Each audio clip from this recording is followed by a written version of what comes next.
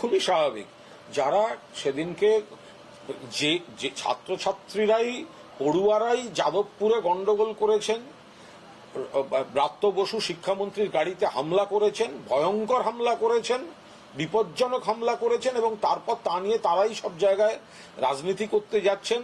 তো যে জায়গার কথা বলা হচ্ছে সেখানে যারা অভিযোগ করছেন পুলিশের বিরুদ্ধে, তাদের কথাতেই সব রকম অসঙ্গতি রয়েছে। পুলিশ সুপার ধৃতিমান সরকার এবং পুলিশের তরফ থেকে ব্যাখ্যা দিয়ে সমস্তটা বলে দেওয়া হয়েছে।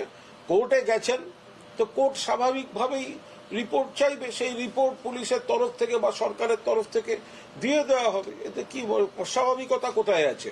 যারা এটা নিয়ে রাজনীতি করতে চান তাদের মনে হয়েছে হাইকোর্টে যাওয়ার, ওনারা তো যান, বাড়ি যাতায়াতের পথে একবার করে হাইকোর্ট ঘুরে যান, সে যান তো, এবং সেখানে হাইকোর্ট ন্যায্যতই তাদের কথা তো শুধু শুনলে হবে না, তারা সরকার পক্ষে পুলিশের পক্ষের রিপোর্ট চেয়েছেন, তো পুলিশ সরকার রিপোর্ট দিয়ে দেবে, তাতে দেখা যাবে যে এদের বক্তব্যে কত অসঙ্গতি এবং পুলিশের বিরুদ্ধে যে সমস্ত গল্পগুলো তারা ছেড়েছেন সেগুলো ভিত্তিহীন।